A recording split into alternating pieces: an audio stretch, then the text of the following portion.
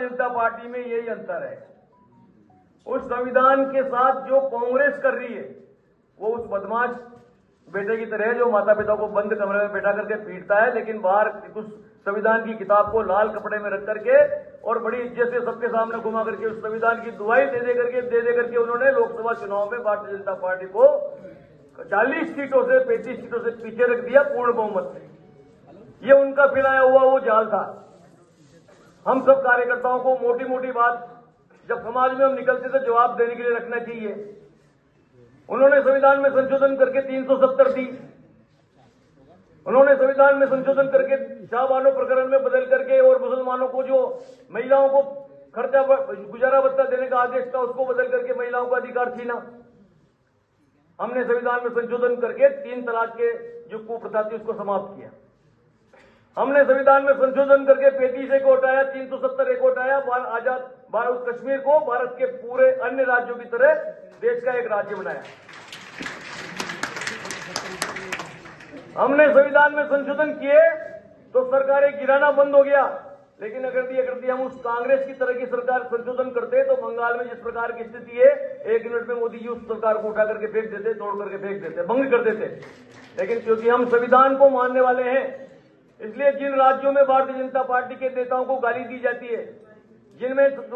उन नेताओं का अपमान किया जाता है, जिसमें हिंदुओं के मंदिरों को जलाया जा रहा है, जिसमें बांग्लादेशियों को पोषित और उनको समृद्ध किया जा रहा है, उन सरकार को भी हम इसलिए बर्खास्त नहीं कर रहे क्योंकि हम संवैधानिक मर्यादाओं से बंधे हुए हैं। इससे बड़ा उदाहरण क्या हो सकता है। लेकिन जब समाज में उन्होंने वो एक जो आदमी जिसने चुने हुए संवैधानिक रूप से चुने हुए प्रधानमंत्री का कैबिनेट नोट सबके सामने पूरे देश के सामने फाड़ करके फेंक दिया, वो आदमी संविधान की बात करे तो किस प्रकार से हम लोगों को और किस प्रकार से उसकी बात कथनी और करनी में अंतर आता है, ये हमारे को देश की जनता को बताना चाहिए। अगर यदि हम नहीं बता पाए, और सबसे बड़ी बात जो पीड़ितों की है, अत्याचारों की है, दलितों की है, कांग्रेस के पेट में दर्द सिर्फ इसलिए हो रहा है कि जो हिंदू समाज है पहले बटा हुआ था, मुसलमानों को, एससी एसटी को,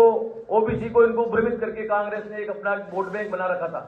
और उस वोट बैंक के सहारे 20% मुसलमान, 15-20-25% एससी एसटी ओबीसी ऐसे करके वो उन्होंने 40-50% वोट का जुगाड़ कर रखा था और वो किसी भी तरह से हार नहीं दी थी। सनातन धर्म के नाते जब से